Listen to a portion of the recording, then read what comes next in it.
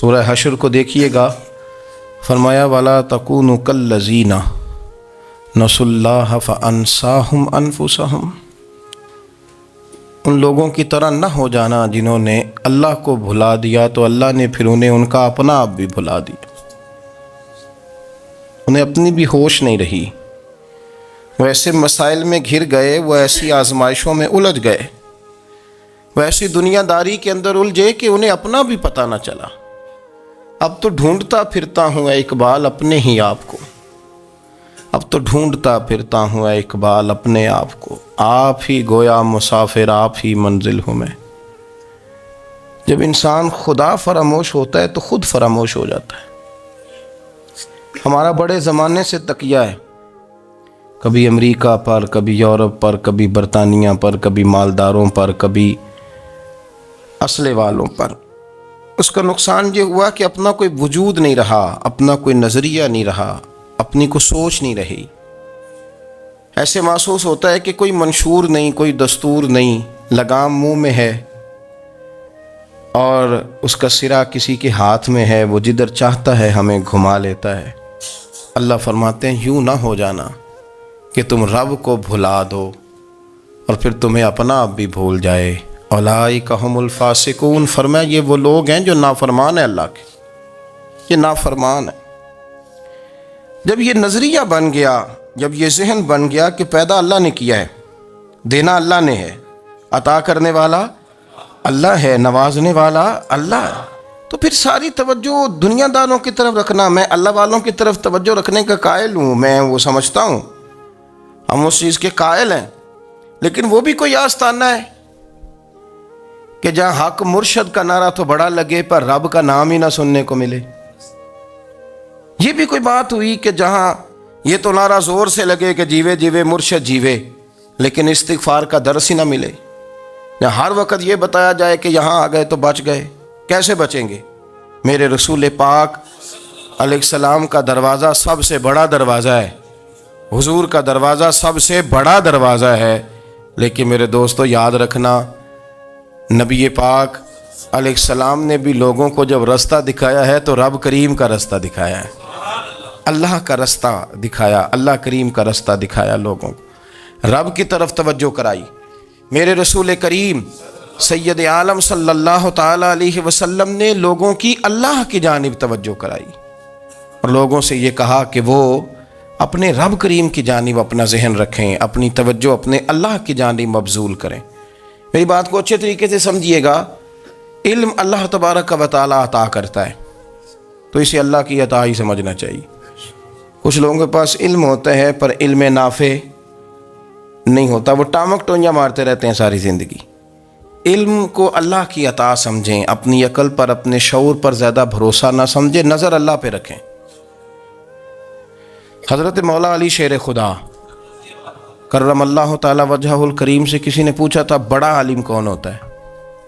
ہمارے ہاں تو اب وہ والے عالم پائے جاتے ہیں نا، اللہ ماشاءاللہ، جو ممبر پہ بیٹھتے ہیں تو دعوے ہی دعوے ہیں، ممبر پہ بیٹھتے ہیں تو دعوے ہی دعوے ہیں، اس طرح کے عالم ہمارے ہاں پائے جاتے ہیں، وہ ہر بات میں دعویٰ کرتے ہیں، میں یہ کر دوں گا، میں وہ کر دوں گا۔ یہ مزاج علماء کا نہیں۔ حضرت علی المرتضیٰ سے کسی نے پوچھا بڑا عالم کون ہوتا ہے؟ فرمایا بڑا عالم وہ ہوتا ہے کہ جسے مسئلے کا پتہ نہ ہو تو وہ کہہ دے مجھے نہیں پتہ، میں پتہ کر کے بتاؤں گا، غلط بات بیان نہ کرے۔ امام مالک سے کسی نے کوئی مسئلہ پوچھا تو آپ فرمانے لگے مجھے اس سوال کا جواب نہیں آتا، ہمارے بزرگ سمجھاتے کیا ہیں؟ وہ کہنے لگا آپ اتنے بڑے امام ہیں تو اس سوال کا جواب نہیں آتا۔ آپ فرمانے لگے اگر مجھے ہر سوال کا جواب آتا پھر تو میں خدا ہوتا، مجھے ہر سوال کا جواب نہیں آتا، مجھے تو اتنا آتا ہے جتنا میرے رب نے مجھے عطا کر دیا ہے۔ اپنی نظر اللہ پہ رکھیں، نکل آئیں اس معمے سے باہر کہ میں کوئی بلا ہوں، مجھے بڑا پتہ ہے، میرے پاس 6 ڈگریاں ہیں، مجھے 10 جگہ پہ تدریس کا شغف حاصل ہے، اس سے نکلیں باہر۔ قرآن مجید دیکھیے گا، اللہ تعالیٰ نے ارادہ قدرت فرمایا کہ میں حضرت آدم کو بناؤں گا، پھر بنانے کے بعد فرمایا فرشتوں سجدہ کرو آدم کو، سب نے سجدہ کیا الا ابلیس ابا واستکبر وکان من الکافرین، سب نے سجدہ کیا سوائے ابلیس کے، اس نے انکار بھی کیا، تکبر بھی کیا اور کافروں میں سے ہو گیا۔ تو یہ جب اللہ تعالیٰ نے سجدہ کرایا تو کیسے کرایا؟ اللہ تبارک و تعالیٰ نے نا حضرت آدم کو علم سکھایا خود. وعلم آدم الاسماء کلہا. خود اللہ فرماتے ہیں کہ میں نے جناب آدم علیہ السلام کو تمام اشیاء کے نام سکھائے، سب اشیاء کے نام سکھائے. تو وہ چیزیں پھر میں نے نا، اللہ فرماتے ہیں میں نے فرشتوں پہ پیش کی. میں نے کہا کہ بتاؤ ان کے نام کیا ہے. تو فرشتوں نے جو جواب دیا وہ سمجھنے والا ہے. اللہ نے چونکہ خود علم سکھایا تھا حضرت آدم کو، جناب آدم سکھایا تھا، لیکن فرشتوں کو نہیں سکھایا تھا. تو اللہ کریم نے فرمایا فرشتوں اب یہ بتاؤ ان چیزوں کے نام کیا ہیں. تو فرشتے کیا کہتے ہیں؟ فرشتے عرض کرتے ہیں قالوا سبحانک لا علم لنا. آپ کبھی یقین کریں اس چیز کی لذت لیں تو مزہ آ جائے. کہا قالوا سبحانک، کہنے لگے تو پاک ہے.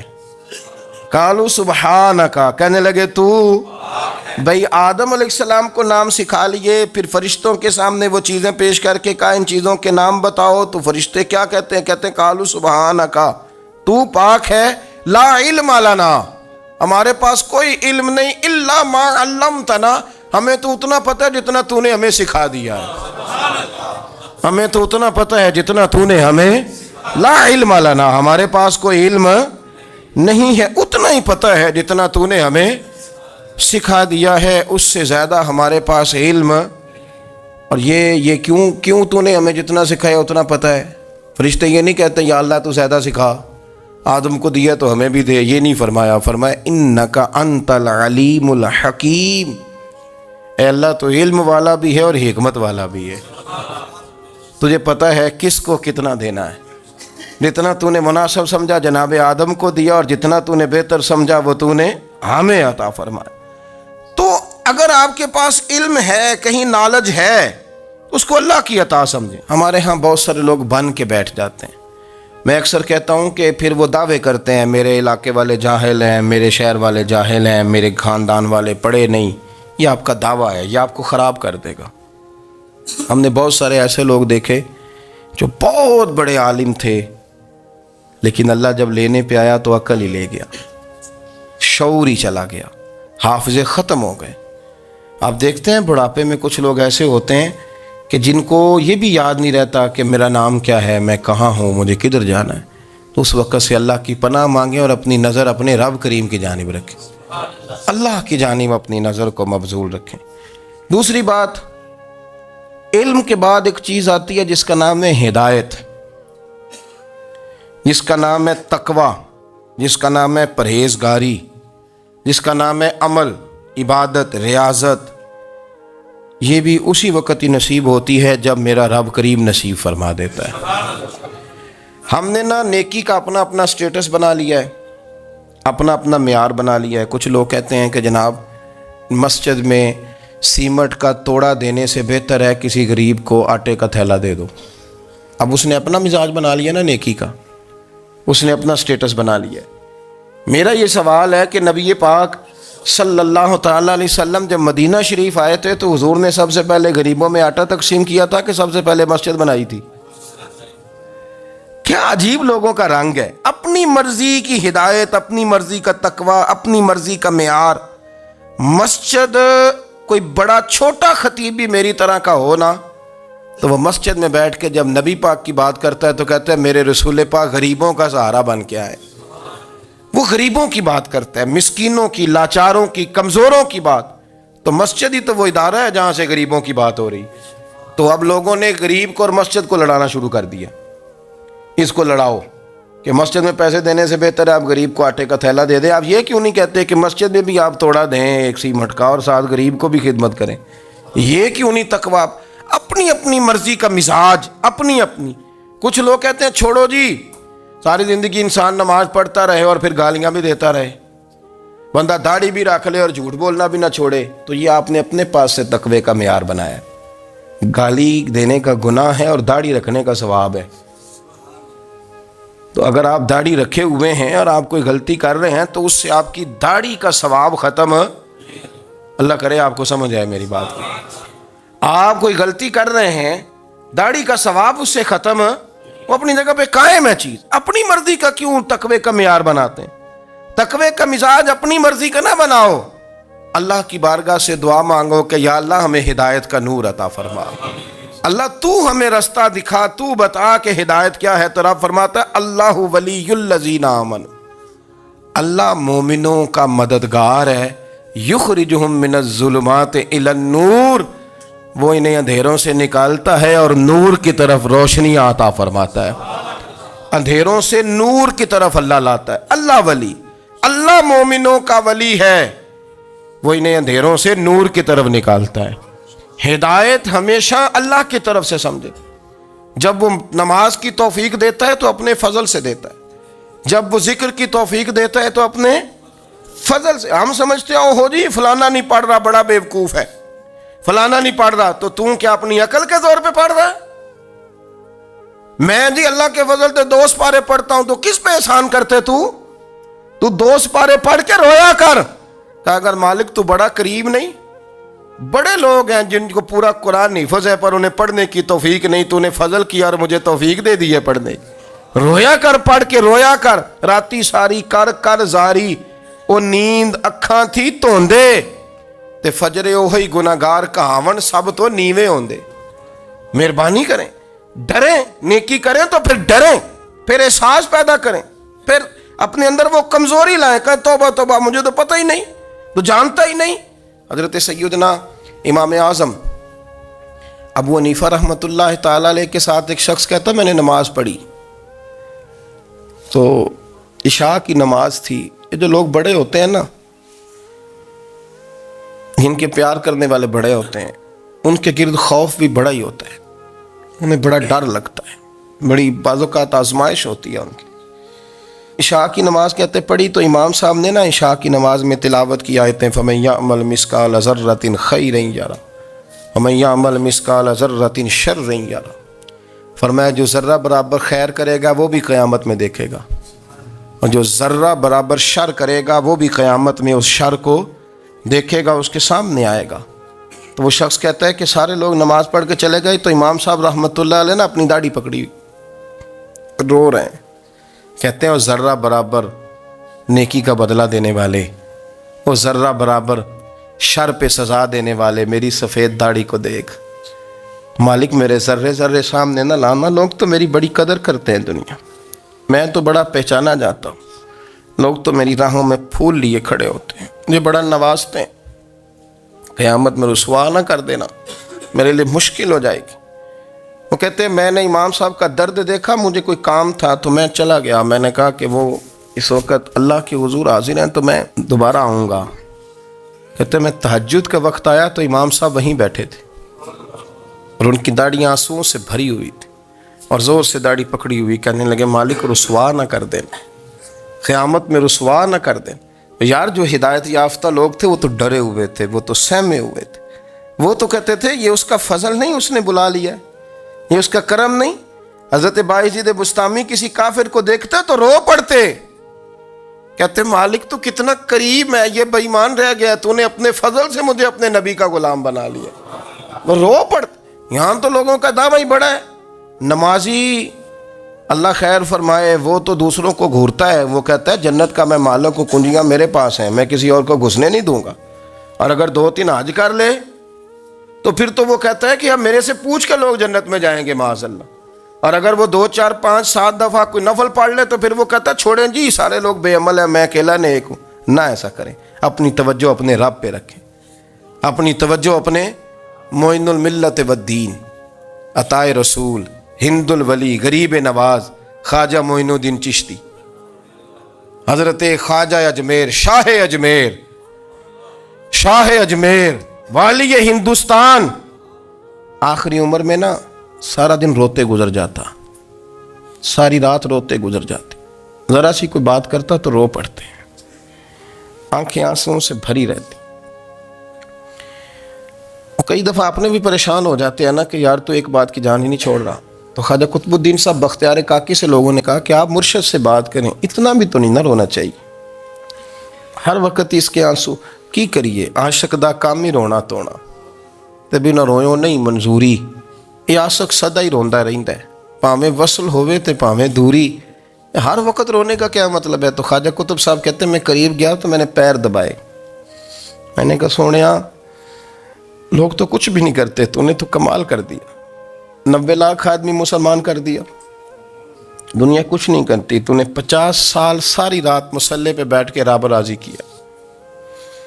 تو شہزادہ تھا، حضور کی اولاد تھا، لیکن معین الدین تیرا ایک پلاٹ بھی نہیں، تو نے طالب علم پالے، انہیں غریبوں کو دیا، انہیں نوازا، کوئی شے نہیں تیرے پاس، ہر چیز تو نے، ساری رات روتے ہو، سارا دن روتے ہو۔ تو خواجہ قطب الدین صاحب کہتے ہیں میں نے جب عرض کیا تو خواجہ صاحب مجھے گلے لگا لیا، چیخ مار کے روئے، کہنے لگے قطب الدین پتر داڑھی سفید ہو گئی، جانے کا وقت آ گیا، جو تو نے نیکیاں گنوائی ہیں وہ ہیں صحیح میرے پاس، پر یار کی بارگاہ میں پیش کرنے کے قابل ایک بھی نہیں، ایک بھی نہیں۔ تو بارگاہ تو دیکھ کتنی بڑی ہے، رسول کریم کی بارگاہ میں پیش کرنے کے قابل ان میں سے ایک بھی نہیں، تو آستانہ دیکھ کتنا بڑا ہے، کیا پیش کروں گا، کیا عرض کروں گا حضور کی بارگاہ میں، کس طرح۔ وہ یار جو بڑے تھے وہ تو ڈرے ہوئے تھے، سہمے ہوئے تھے، وہ تو بڑی آزمائش میں تھے، لیکن میرا اور آپ کا رٹا 2 نمازیں پڑھ کے 6 نمازوں کا دعویٰ کرنا اور لمبی چوڑی کہانیاں بنانا اور اپنے منہ سے اپنی تعریفیں کرنا، اس سے تھوڑا باہر آئیں۔ رزق بھی میرا اللہ ہی دیتا ہے، علم بھی اللہ دیتا ہے، رزق بھی۔ بڑے بڑے فقیروں کو مالدار ہوتے دیکھا، بڑے بڑے مالداروں کو فقیر ہوتے دیکھا، بڑے بڑے۔ میرے ایک بڑا سخی قسم کا سجن ہے، بڑا پیارا ہے، میں اسے سخی مانتا ہوں، میں نے اپنی پریشانیوں کے دنوں میں بھی اس شخص کو سخی دیکھا۔ ایک دن رات کو مجھے ٹیلی فون کر کے کہنے لگا کدھر ہو؟ میں نے کہا میں گھر ہوں۔ نہیں اکثر سفر میں ہوتے ہو نا؟ اور میں نے کہا طبیعت کیسی ہے؟ ٹھیک ہے، بس حال چال پوچھنا تھا۔ میں نے سمجھائی، میں نے کہا یار یہ کوئی مسئلہ ہے، ورنہ رات کے 2 بجے کوئی حال پوچھنے کو فون تو نہیں نہ کرتا، کوئی مطلب ایسا تو مسئلہ نہیں نا۔ تو میں نے بیک کال کی، میں نے کہا یار میری بات سن، مسئلہ کیا؟ کہ نہیں کچھ نہیں دل کر رہا تھا۔ میں نے کہا میری گل سن، رہے ہیں اسی 4-5 سال کٹھے، میں تین جاننا، اصل بات کر۔ کہنے لگا مکان بھی بڑا ہے، سارا کچھ ٹھیک ہے، پر وہ بڑا ہی بے نیاز ہے، کچھ حالات اس قسم کے آ گئے ہیں کہ لوگوں کو بتاؤں بھی تو لوگ ماننے کو تیار نہیں، زیادہ نہیں، مجھے نا تھوڑے سے پیسوں کی ضرورت ہے، کوئی 15-20 ہزار اگر مل جائیں میری ضرورت۔ آپ یقین کریں میں روتا رہا ساری رات۔ میں نے کہا مہربانہ تیرا کس طرح کرائیں گے، اس سے لے کے زمانہ استعمال کرتا تھا، پر بے پرواہی ویخ نہ سجڑ دی، جتھے کسے دی پیش نہ جاوے، انہیں تاجاں والے در در رولے تے منگتیاں تخت بٹھاوے۔ سجنا کسے نو کارا مل دئی، کوئی کعبے خالی آوے، واللہ خیر الرازقین، وقت تو دائیں بائیں نہ جا، رزق تو تجھے میں دوں گا، میں ہوں بہتر رزق دینے والا۔ بڑے بڑے بادشاہ، بڑے بڑے شہنشاہ، بڑے بڑے لوگ، ہاتھوں میں کاسے، فقیریاں۔ ام ربیعہ کہا کرتی تھیں، بڑی نیک اور صالح خاتون تھیں، وہ کہتی ہیں کہ میں نا بڑے امیر آدمی کی بیوی تھی، اپنے شوہر کے ساتھ چھت پہ بیٹھی تھی تو نیچے فقیر مانگنے والا آیا، اس نے بڑے درد سے صدا کی تو میں نے اپنے شوہر سے کہا کچھ دے دیں، کہا دفع کر، ان لوگوں نے دھندا بنایا ہوا ہے۔ کہتی میں میکے سے بھی بڑا مال لے کے آئی تھی، میرے ماں باپ بڑے امیر تھے، تو میں نے نا چوری اپنے خامہ سے نظر بچا کے باتھ روم جانے کے بہانے گئی اور نیچے جا کے 5 دینار میں نے اس فقیر کی ہتھیلی پہ رکھے۔ کہتے ہیں اس نے 5 دینار دیکھے، پھر میری طرف دیکھا تو میں نے اس کی آنکھوں میں آنسو چمکتے دیکھے۔ کہنے لگے بی بی رب تیرا بھلا کرے، میں 3 دنوں کا بھوکا ہوں۔ کہ وہ چلا گیا، میں گھر آ گئی، جب باہر آئی تو میرا شوہر کہنے لگا تو اتنی اب اتنی تو تیز ہو گئی ہے اور تو اتنی خود مختار ہو گئی ہے، میرے بغیر پوچھے مال خرچ کرے گی، جا تجھے 3 طلاقیں۔ کہتی میں بالدار اور وزادار باپ کی بیٹی تھی، طلاق لے کے گھر آئی تو میرا باپ ٹوٹ گیا، چارپائی پہ چلا گیا، اوہو یہ کیا بن گیا۔ کہتی بڑی تکلیف رہی، 1-2 سال کے بعد میرے ابا نے میری شادی کر دی۔ اب جس شوہر کے پاس گئی وہ بڑا نیک تھا، پرہیزگار تھا، اللہ نے بہترین صلہ دیا۔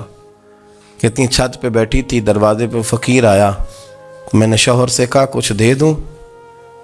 کہنے لگا 5 نہ دینا، 15 دینا، 20 دینا، میں فقیر ہوں، میں نے فقر سے دولت دیکھی ہے، اسے خالی نہ لوٹانا۔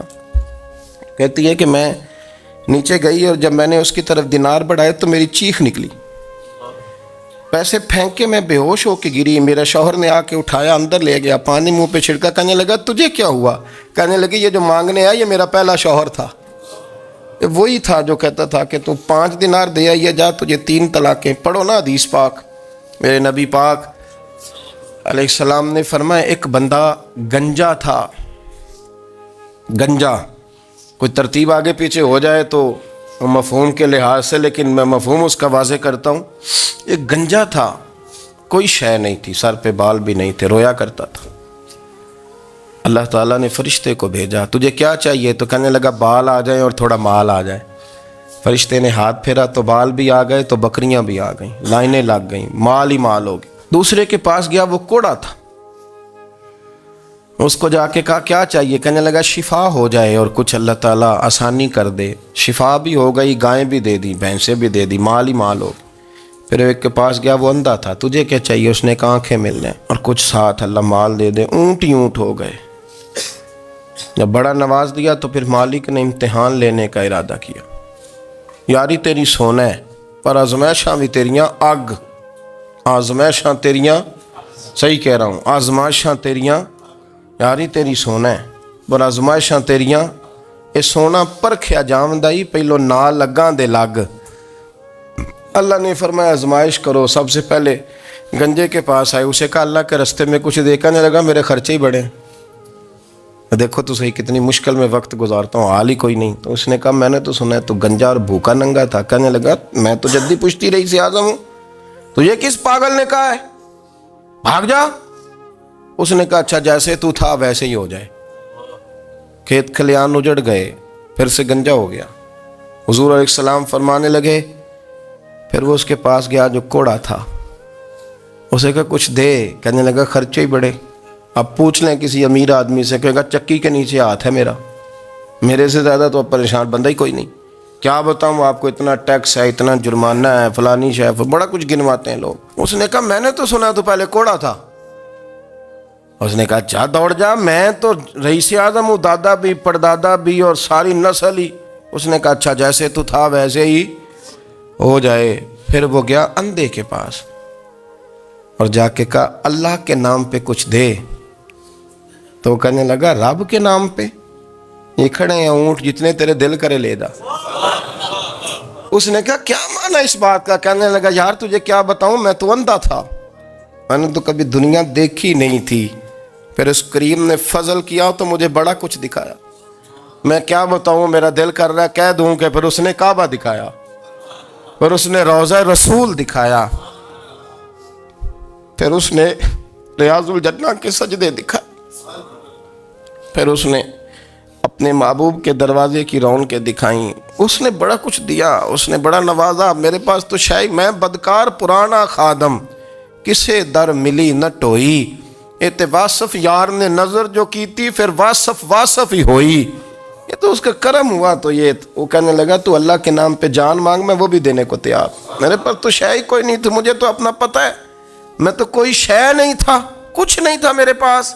یہ تو ان کا کرم ہے کہ رخ ان کا ادھر ہے، اور مختصر سی میری کہانی ہے، یہ جو بھی ہے ان کی مہربانی ہے۔ تو وہ کہنے لگا میں بھی کچھ لینے نہیں آیا تھا، تیری آزمائش ہی کرنے آیا تھا، تیری عزتیں بھی سلامت رہیں گی، تیرا مال بھی سلامت رہے گا، تیری شفا بھی۔ اپنی زندگی میں کبھی بھی اللہ کی بارگاہ سے توجہ ادھر ادھر نہ کریں، چھوڑیں لوگ کیا کر رہے ہیں، دنیا کیا کہہ رہی، کبھی بھی اپنی توجہ دائیں۔ ہمارا یہ مسئلہ بن گیا کہ ہماری سیاست ہے، ہماری دنیا داری ہے، ہم بندوں کو راضی کرنا چاہتے ہیں، ہم دیکھتے ہیں کون کس طرح، اور آپ یقین کریں آپ تھک جائیں گے، بندے راضی نہیں ہوں گے، وہ نہیں راضی ہوتے۔ آپ ان کو منا کے لائیں گے تو ادھر والے نکل جائیں گے، ادھر کو منائیں گے تو ادھر والے نکل جائیں گے۔ اس چکر سے باہر آئیں، اس رب کو راضی کریں جو فرماتا ہے ان الذین آمنوا وعملوا الصالحات سیجعل لهم الرحمن ودا۔ فرمایا تو ایمان لانے کے بعد نیک عمل کر، میں لوگوں کے دلوں میں تیری محبت پیدا کر دوں۔ رحمان لوگوں کے دلوں میں محبت ڈال دے گا، اللہ لوگوں کے دلوں میں۔ اپنی نظر ہمیشہ اپنے رب پہ رکھیں، اتنی لمبی چوڑی دنیا داروں سے امیدیں نہ وابستہ کریں۔ میں نے دیکھا ہے لوگ کاسا لیسی کرتے ہیں، کبھی اس کے دروازے پہ کبھی اس کے دروازے پہ، ان چکروں سے باہر آئیں اور اپنے رب کی بارگاہ کی طرف توجہ کریں، استغفار شوق سے پڑھا کریں۔ اور اکیلے میں نا، اکیلے میں حضرت رئیس المتکلمین مولانا نقی علی خان صاحب رحمۃ اللہ نے لکھا ہے کہ فرعون 500 سال حکومت کر گیا، یہاں تو 5 سال کی حکومت کی پیر لڑکھڑاتے ہیں، 500 سال۔ فرماتے اصل وجہ یہ تھی کہ دنیا جب سو جاتی تھی نا تو اوپر چادر لے کے تو مصلے پہ بیٹھ جاتا تھا اور ہاتھ باندھ کے کہتا تھا رب تو ہی ہے، میرا پردہ نہ کھولنا، مالک تو ہی ہے، کرم نوازی کرنا، میری پکڑ نہ کرنا۔ وہ بے ایمان ہو کے اگر 500 سال ہاتھ باندھے تو گزارا کر لیتا ہے، تو ایماندار ہے۔ پر مسئلہ یہ ہے کہ تو رات کو بکل مار کے ہاتھ نہیں نہ باندھتا، تو منت نہیں کرتا، تو استغفار نہیں کرتا۔ توبہ کریں تو بچے رہیں۔ وہ اتنی لمبی حکومت کر گیا چونکہ رات کو کہتا تھا مالک رب تو ہی ہے، لیکن مہربانی فرما، میری پکڑ نہ فرما،